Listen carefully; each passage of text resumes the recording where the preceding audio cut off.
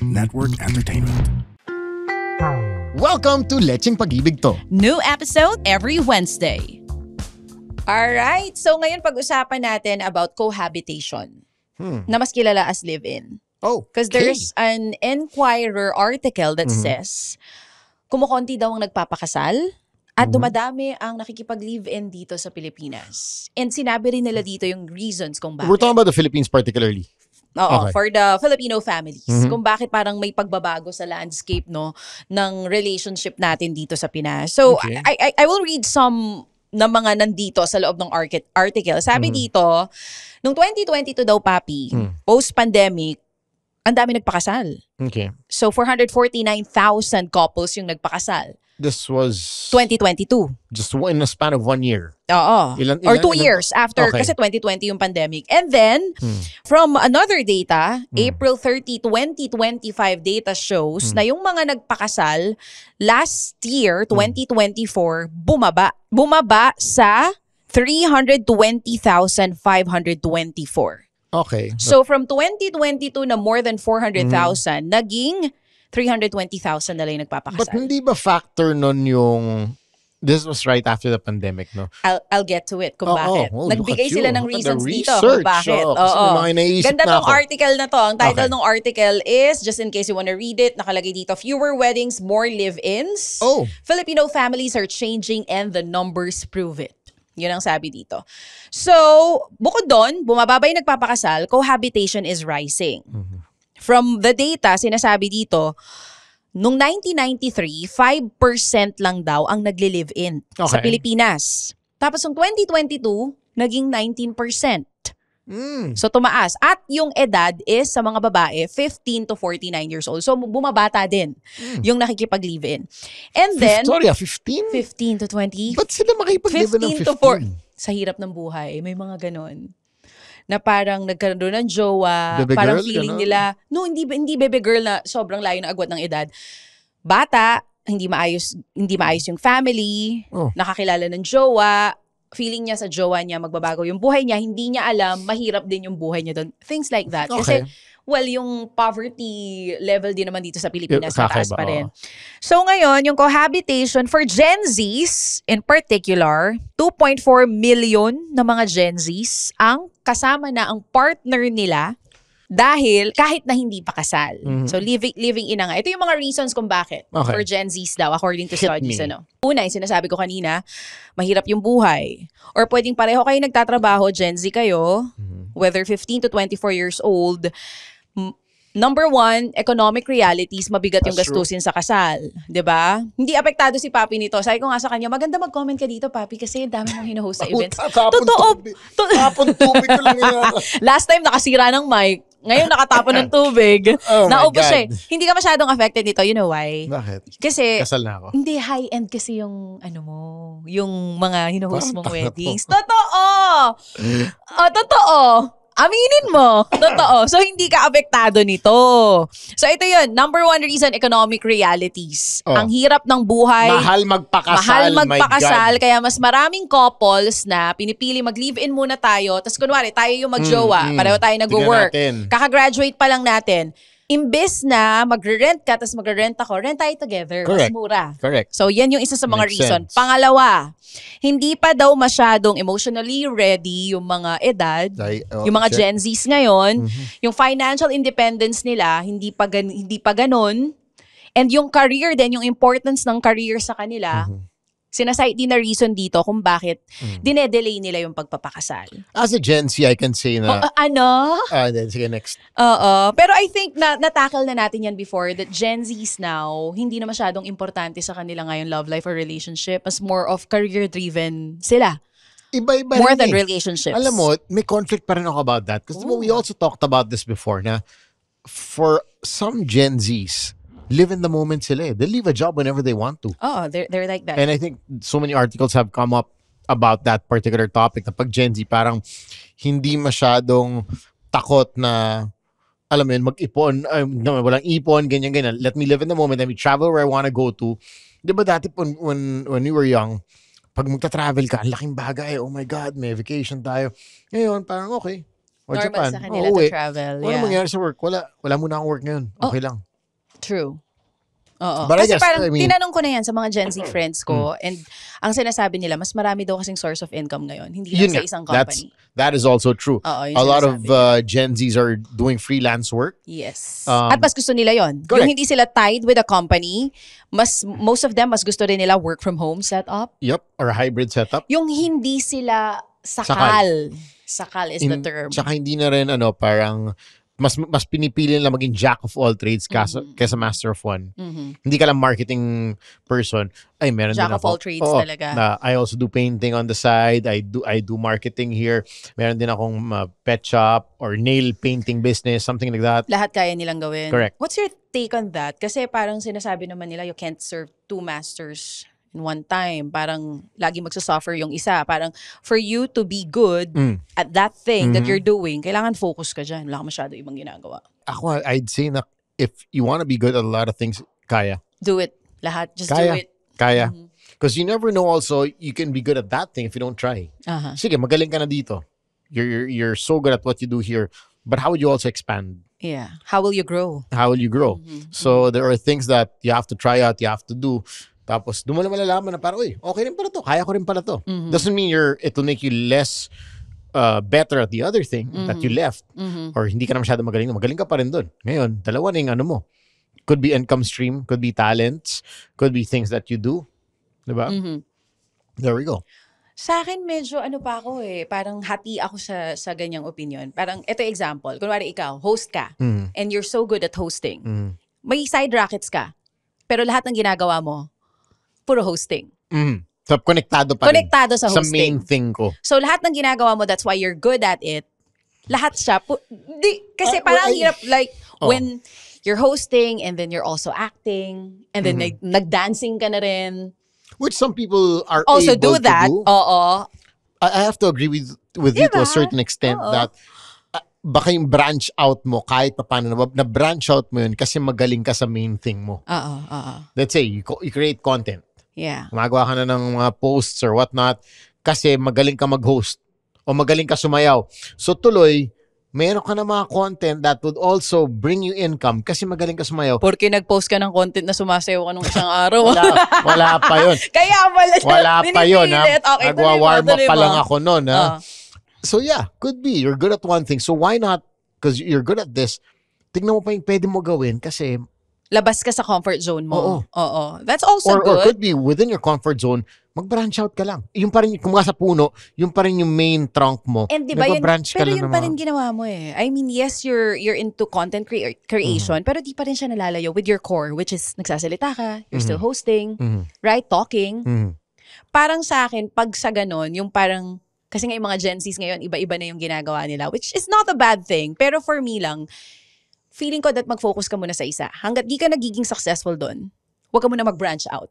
Parang pag nag-open ka lang ng restaurant, papi. Huwag ka lang. If hindi mo pa na-aim yung end goal mo for hosting, halimbawa, nasa hosting na tayo, huwag ka muna mag-branch out, huwag ka muna mag-dancing, huwag ka muna mag-singing, huwag ka muna mag-acting. Parang nga pag nag-open ka ng restaurant, makakapag-branch, ano tawag doon? Pag marami na? Branch out. Makakapag-branch out ka ba pag hindi sobrang ganda at stable na ni restaurant number 1?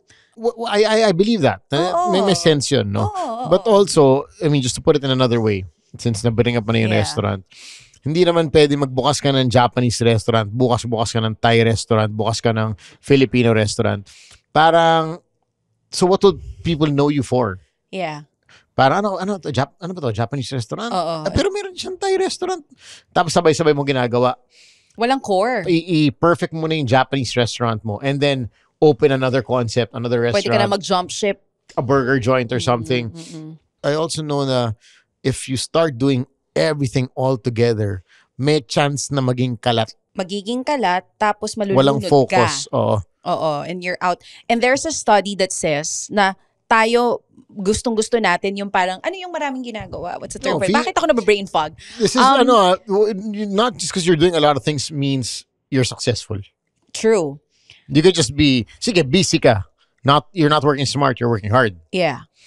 So, hindi porke hindi maraming racket, hindi bongga yung income. Correct. Meron namang, ito lang yung racket. Correct. Pero mas mataba yung bank account niya. Alam mo, kasi nga work smart. Lagi ko kinikwento dyan na sige, you have like siguro mga Ann Curtis, kaya na sobrang daming billboard, di ba? So of course, everybody knows, no? Laking kita, di ba? Daming endorsements. Then you have the other side, like a Sarah G. May billboard pa konti-konti. Pero walang teleserye walang teleserye, walang TV show. Concert. Pero alam natin how much is she. Diba? Whenever I host a corporate event, tapos siya yung performer, alam ko nang pumapatak ang magkano patak na metro. I know. At saka hello, Sarah G siya lang may kayang gumawa nun. Correct. Siguro that's where I'm heading to. The popularity of, let's say, it's an Ann Curtis. Oh, wow. She's everywhere. She's everywhere. Wow, dami siguro ng kinikita. Compared to, siyempre, pag private event naman where Sarah G performs, wala naman makakaalam. It's just a company that she performed for. Hindi naman to billboard na madadaanan sa EDSA araw-araw. Pero, alam ng mga, hindi na mga tao na parang, Alam mo yung parang hindi na natin siya nakikita lagi, pero alam nating yung relevance niya di nawawala. Diba? Ang sarap nung gano'n. Hindi ka lagi nagtatrabaho. Paano maging Sarah G? Parang di ka lagi nagtatrabaho, pero talagang paldo ka pa rin. Paldo ka pa rin! Parang isang linggo, meron kang isang racket. Or maybe for the whole month, for that matter. Okay. For the whole year nga yung iba eh. Diba? Isang racket ni Sarah G. Okay na ako for this month. Next month na ulit ako kakanta. Yung mga ni-racket mo, pwede ka na mag-retire. Diba? I mean, also another, like, you have let's say, the OGL Cassids. True. Diba? Mga ganyan. Yeah. But I think, of course, with all due respect, everything comes with all the hard work you put into it to get to a certain level na, okay, I only work when I want to because I own my time. Yeah. That is... Sana lahat merong ganun. Diba? Kasi hindi hawak ko oras true. ko. Darating ka rin siguro sa ganung point, but not everyone dumadating sa ganyang point. Yung kahit sobrang sipag, papi, wala talaga eh. Nakakaano rin naman yung hustle culture eh. Aminin natin. Nakakapagod, pero nakaka-addict both, especially... I have to agree with the nakaka-addict. If you do what you love more, and of course, you're making money doing what you love, may addictive factor siya na parang, shit, so if I'm working this hard now, what if I double my work? Yeah. That means I'll double my income. So let me hustle some more. Yeah. And then you hustle and you get, you just go and go and go and go. I was talking to Essa about this, I think just last week, that there were days that I think I hosted mga 52 weddings. Hindi naman. I think 14 different events in na halo-halo in a span of 10 days. Wow. So naghalo-halo there was a sports event, there were like 3 weddings, there were corporate events. There were like 4 corporate events, so something like that. So I woke up one day, I think it was a Monday morning. Tapos sobrang drained ko. I was just literally staring at the wall. Tapos I wouldn't say it was a sad feeling. It was a very tired feeling. Na parang hindi ko na Hindi pagod eh. Parang empty feeling. Oo. Tapos then, I mean, I'm thankful she always reminds me na parang, okay, you work, what for? You don't let it get to the point that you don't even get to enjoy what you're working for. Di ba nga? Ayan na nga. Pero ba't ba tayo napunta dito? Kasi ngayon mga Gen Z, yun yung pinag-uusapan natin kanina na ang dami nila masyadong source of income. Kaya yung iba hindi nakafocus sa isa lang. And everything needs time, ha? Every source of income would need time. Pero there's a study also na kapag multitasker ka daw, na akala mo, ito yung sinasabi ko kanina, akala mo sobrang productive mo. Yun. Hindi pala.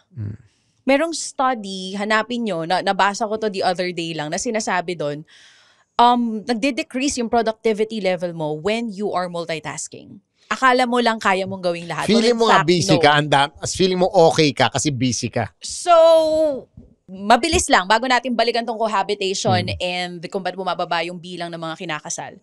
I wanted to do a lot of things and I'm sure makaka-relate dito ikaw or even yung mga Lechenatics natin who wanted to start yung mga bagay na hindi nyo pa na-try sa buhay nyo. Or maybe na-try mo na pero gusto mo lang ituloy ulit, gusto mo lang siyang gawin ulit. So marami akong gustong gawin, pero whenever I think about my schedule, di talaga kaya. Or siguro kaya, pero mapapagod ako, malulunod ako. Ang dami kong ganyan. Malulunod ako. So I kept on thinking, gawin ko ba to? Sige, gawin ko to, pero once a month lang. Pero pag once a month, ano mangyayari? Diba? Alam mo yan. So I was just with a good friend of ours. Na ito yung pinag-uusapan nyo. Si DJ Suzy. Si Tin. Yesterday, we were talking for 3 hours sabay and that was about this? That was one of our about conversations. About the lunod sa work? Parang, ang dami gusto ko yun to. titignan lang ako. May time ka pa? May time ka pa pala? Kinukwento mo na gusto mong gawin? Tinignan ko sarili ko. Meron nga ba? No? Kinikwento mo nga sa akin na napapagod ka, parang tapos natutulala ka na pero gusto mo pa. Pero kasi sabi mo, it's addicting. It's addicting. Sa 100 tanong, meron akong 1,000,000 sagot. At minsan, mas marami pang tanong. This is Kuya Kim and I'm thrilled to invite you to my podcast under the Pod Network, Ano Ba Talaga? With me, Kuya Kim Atienza. Kaya kung may gusto kayong malaman, matutunan o ma-discover na bago, makinig na kayo sa podcast na to. Marami akong mga guests, topics, trivia, and revelations on the show. Ang masisiguro ko sa inyo, you'll always learn something new. Just search for Ano Ba Talaga? With me, Kuya Kim Atienza, on Spotify and wherever you listen to podcasts. Yun nga. So parang ako, iniisip ko, kaya ko pa ba? O sige, once a month, gawin ko to, ganyan. So, what I did is, yung isang bagay na gustong-gusto kong gawin, sige, gagawin ko siya. I'll see kung ano mangyayari. Pero meron pa akong isang bagay na gustong gawin na pinag-isang tabi ko muna. Kasi hindi na talaga kaya. And sometimes we have to accept na hindi natin kaya lahat. All at once. And also the reason, I'll be honest, why I wanna do it is, I can see everyone is doing it. If I do it, baka bumongga. Amen. Tapos sometimes, I know my capability, kaya ko gawin yung bagay na yan. I can even do it kaya better. lang, yung ginagawa niya, kaya ko yun. Mas kaya ko pa, mas gagalingan ko pa. Kaya lang wala kang oras eh. Right? You're stretching yourself so you wanna do it because everyone's doing it and you feel like mas kaya mo siyang gawin ng mas maganda. But in the end, I realized, teka, hindi ko to gagawin dapat dahil ginagawa nila lahat. Dapat gawin ko to kasi gusto ko talaga. Not for everyone, but for myself. Yeah. Not to compete with everyone, but for myself. I just wanna see kung ano yung una, what's gonna be the outcome. Pangalawa, yung outcome din dun sa magiging audience ko. Kasi I always, kapag meron akong kapag may ginagawa ako, gusto ko lagi, may mai-impart ako dun sa nanonood or nakikinig. Can I tell them this thing that you wanted to do? Para malaman nila? Breakdancing. Char! Hindi, gusto lang talaga gawin ni Chacha yung wow, wow, wow. Oh, no, yung ayan, yan. Wow, wow, wow. Yun lang talaga gusto niya gawin. Naingit kasi ako Sabi niya kasi, I can do it better. teka lang, I can do it better. Nagsayaw na si Sam, di pa ako nagsayaw. She can do it daw better. Di ba? Pero alam mo yun, Are we an item? gago talaga nito. Gets mo? I'm sure nagigets ako ng iba dyan na ang dami-dami nyong gustong gawin pero di nyo alam, hindi ko masimulan kasi wala naman akong oras. Pero if you ask yourself, do you really want to do it or you just want to do it because everyone's doing it? It's the hype. It's the hype. It's not a hype na damit or anything. It's the hype of being busy or doing whatever trend not just being is. busy. Everyone's doing it. I will do it na rin. Lahat naman sila ginagawa yan. And then I realized, teka, I need to stop. Not because everyone's doing it. Dapat gawin ko na rin. Amen. I should do it because I want to do it. Because for myself. Diba? That will take time. That will take effort. That will take time away from your family. That will take time away from your husband. Yes. Whatever you're planning to do, are you willing to really do it and invest all that na mawala sa'yo for that thing? Kasi hindi naman to parang, I think we're at the stage na hindi na tayo, gawin natin, tara, bahala na. Diba? If you're gonna do something, your brand is on that. Yeah. Magiging, ginawa ni DJ Chacha yan. True. So meron ka na rin, hindi pwede pumalpak yan. Kasi may branding ka dun. Naman kung may gusto kang gawin, gusto mo maging successful. Correct. Diba? Sabi mo nga kanina, paglalaanan mo ng oras, ng effort, ng panahon, so might as well maging successful na to. I mean, when we started doing our podcast, sa totoo lang, when we started doing this, alam ko na na may mga matutuwang tao. Merong mga every week pag sinimula namin to ni Sam. Tututok talaga yung mga yan. Pero 50% of that, nasa utak ko rin, 50% magiging successful. The other half, nandun din yung pwedeng hindi. Kasi true. High-end tapos masa, tapos pinagsama mo. From different worlds eh. But what we realized doing this podcast is that the issues that humans go through, the issues that people have, the problems that they go through, are still connected. Yeah. It doesn't matter if you're coming from, class A, class B. Ano tayo eh. Pag, ito mga problemang ganito, gusto mong gawin, wala ka ng oras. We all go through that. I'm sure you've had people who've offered you investments, who've offered you, maging part ka ng restaurant ko, Chacha. Ay, naku, ang dami. Diba? In as much na gusto mong shit, okay yan. Another income source, another stream of revenue. Pero, putya, wala na akong oras. Yun. Kaya mo pa bang tutukan? Diba? Be part of our coffee shop. Oy, perfect ka dito. Ganyan. Sige, huwag ka na maglabas ng pera. Ano ka na, promote. I'm sure you've had your fair share of all these things. Tapos ikaw parang, ma-excite ka muna, diba? Oy, shit, exciting. Kwento mo sa asawa mo. Oy, Mike, babe, okay ito na. May something. Tapos pagkagising mo after 2 days, pucha, gusto ko ba talaga gawin to?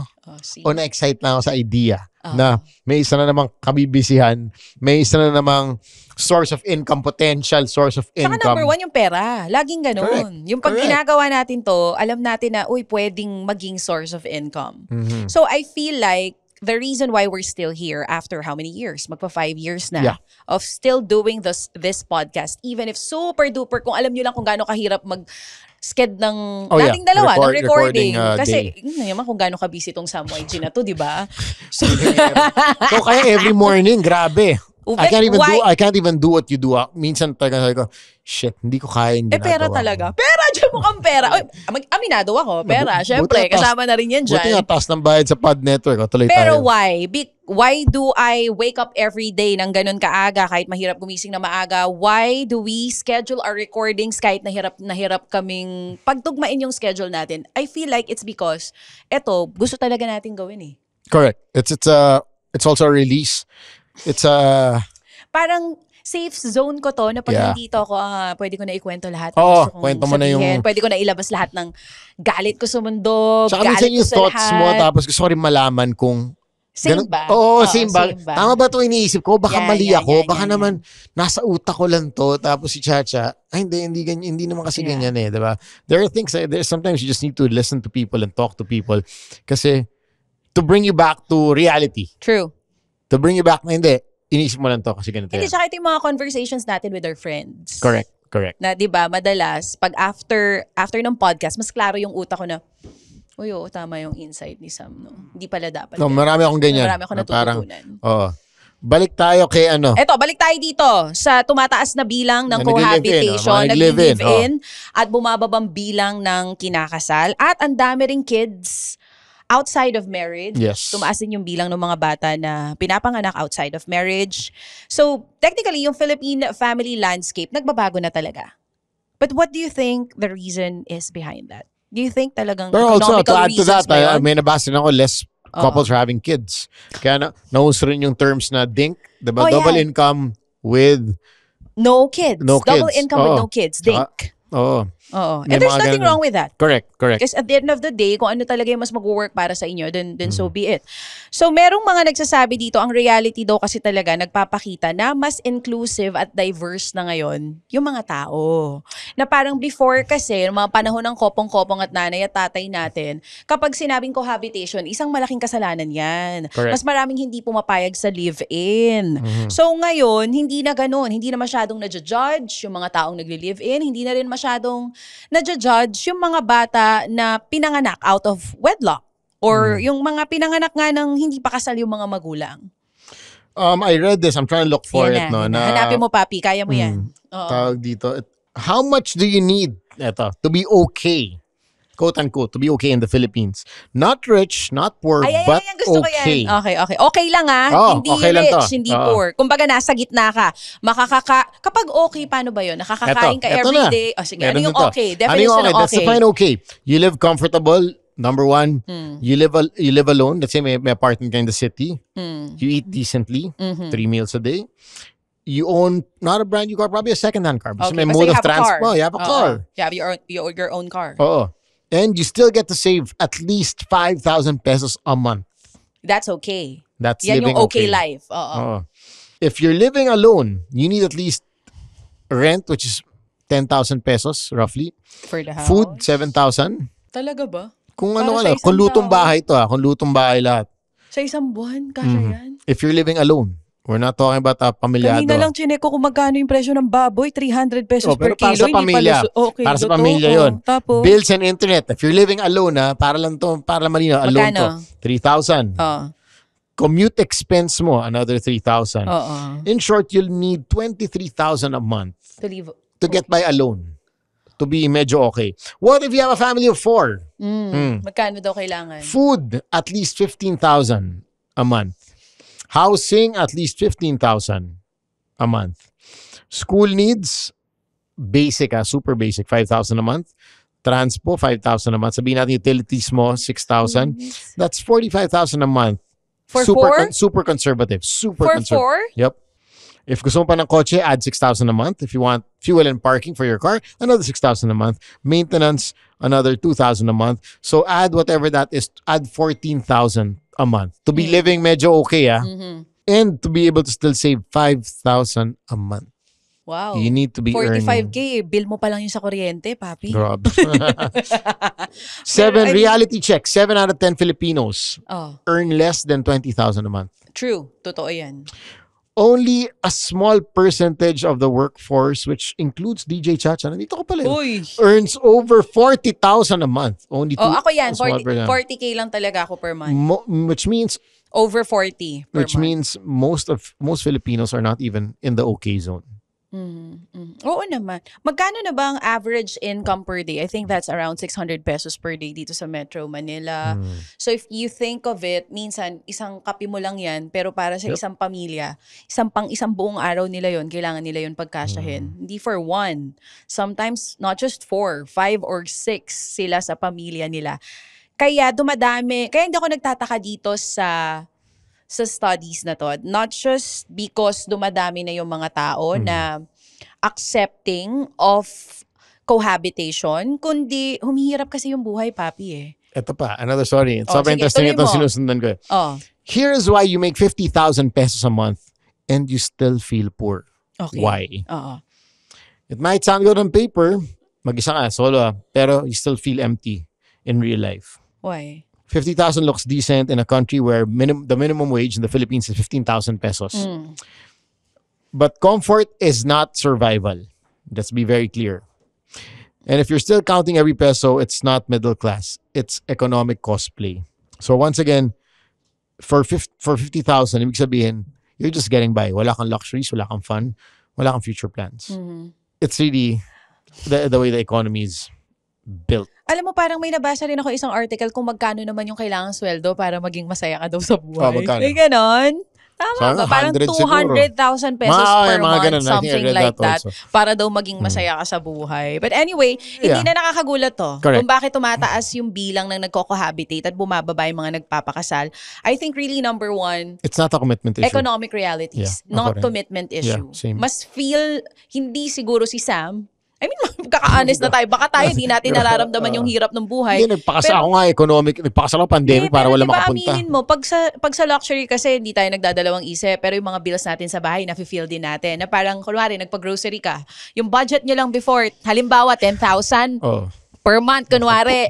Tapos pagtingin mo, ang daming nabili nung nakaraang buwan. Pag-check mo ngayon, ayan na lang yun, yung 10,000. So, ganun yung inflation natin. Hindi lang naman dito sa Pinas, maging sa iba't ibang mga bansa yan, na yung pera mo before, ang daming nabibili, pero ngayon, hindi na.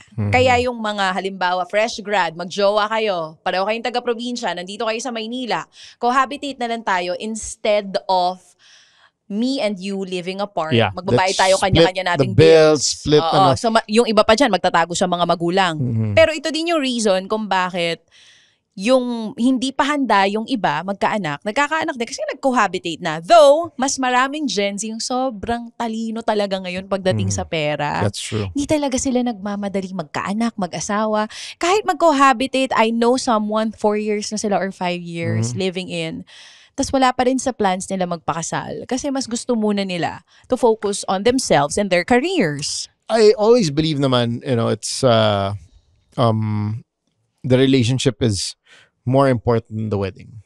Agree, 100%. A wedding is a day where, some people would spend so much money. Some people would make tipid.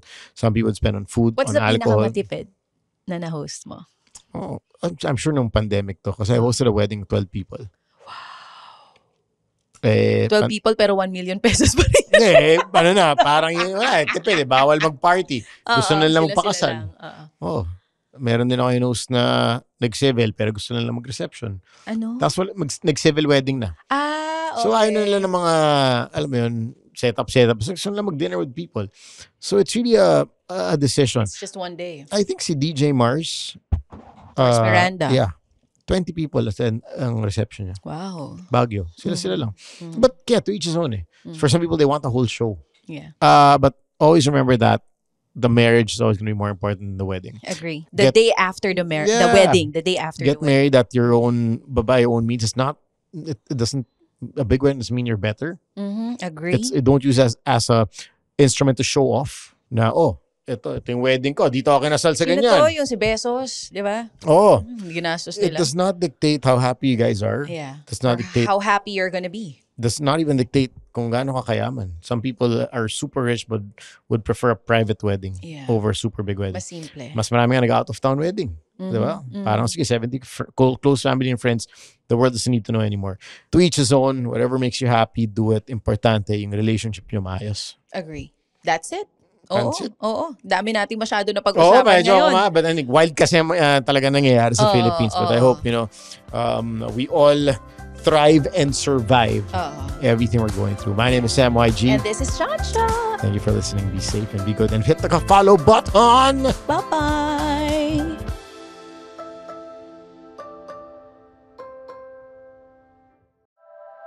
The opinions of podcast creators, hosts, and guests are not necessarily reflective of the official stance of the Pod Network Entertainment, its hosts, or other network programs. The content created by the people behind the podcast is personal and not meant to harm any religion, ethnicity, group, organization, company, or individual.